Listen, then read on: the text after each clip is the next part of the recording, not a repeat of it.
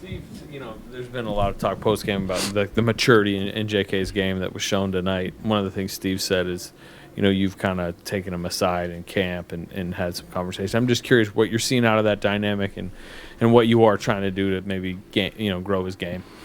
I just want to help JK be great. I mean, he's got so much like just raw talent, and he's so aggressive. He's athletic. He's super smart, and I'm trying to teach him a little bit of what I see throughout the game. And we've been, kicking it, hanging out, watching film, and just working on our game together after practice, before practice, during practice.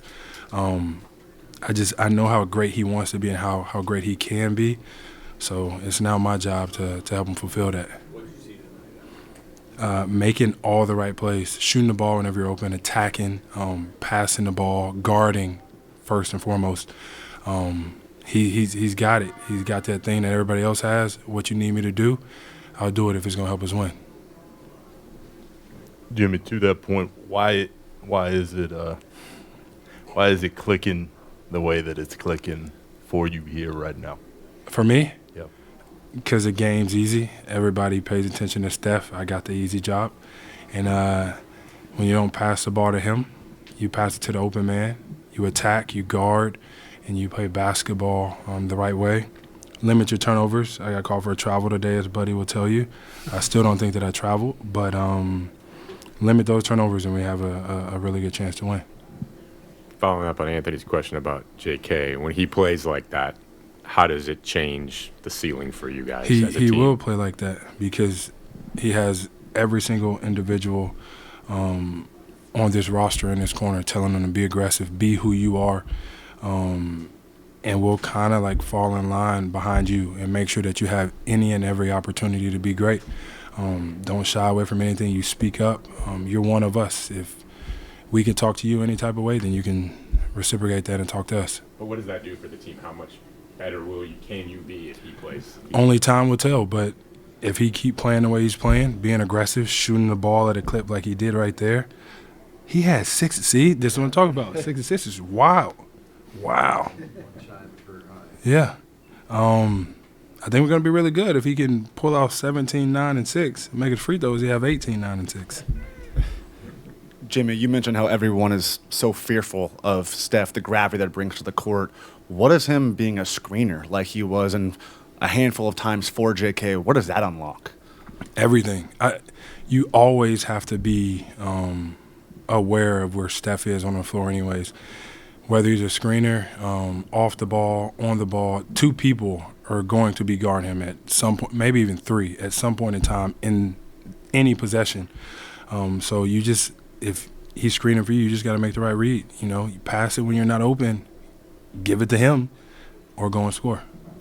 Jimmy, when you were coming up in this league, did you have any vets in your ear or in your corner trying to will like that potential out of you, like you are with JK? Luol Deng, first and foremost, like he's done the most for me. Ronnie Brewer, Kirk Heinrich, D Rose was super in my corner as well, even though I think he's a little bit older than me. But I had guys telling me how to, get a stop, get out in transition, offensive rebound, get to the free throw line. Those are going to be easy ways to make sure you score your 15. But what's always going to make the biggest impact for myself at a young age, same thing with JK, is if you can guard the opposing team's best player. Jimmy, what do you think was the importance of getting guys together in San Diego before camp, and what was the highlight of it? Highlight. I think the highlight for me was watching Steph and myself beat up on everybody in dominoes. Like, it's funny, but he caught on real quick, and he got mad whenever we lost, and then we just started whooping everybody butt, which is good. But I think it was more so just to get everybody together, have some fun, because this season is not going to be all highs. It's not going to be all lows either. But whenever we do hit a low moment, we're like, yo, it's not all bad. Let's take it back to, when we was in San Diego, kicking it, drinking some wine, hooping, having a good time. Like, let's get back to that.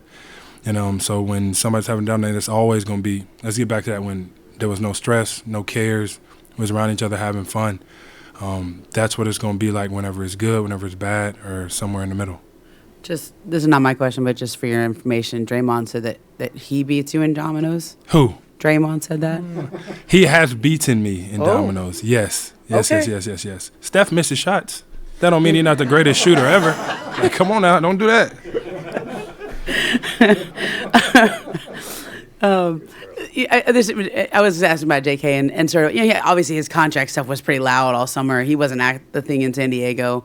And when a young player goes through that, obviously you get good press, bad press, whatever it is. But how do you guys as players take that? I mean, obviously you went through that last year in Miami and coming here, right? You just let people talk. Let your game speak for itself, which it has. And everybody will forget about it sooner or later.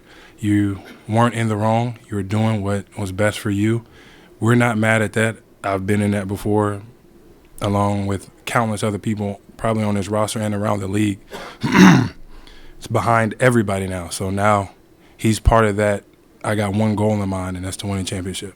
Do you think like him just agreeing to that kind of getting that settled actually has empowered him to take this next step here? Yeah. But, I mean, he was going to be empowered to do it anyways because we all want JK to be great. I'm not lying. I'm not kidding. So whether it got figured out or not, he was going to be here, and we was going to make sure that he was great. 16 at the line. What do you want to shoot percentage-wise? What do I want to shoot? I got a bet with I don't think it's a bad bet, but it's kind of a bad bet. With Dre, that I got to shoot a better percentage than number 30 on our team. Yeah, right? Ooh. Yeah, so. You think you can? Of course I think I can. Score probably 91, 92. I'm going to have to, but it's a great start. But I shot double the amount that he did, too, so. But I think I could do it. If he go 8 for 8, I should be able to go 16 for 16 most nights, every night. All right, appreciate y'all. I hate you, buddy.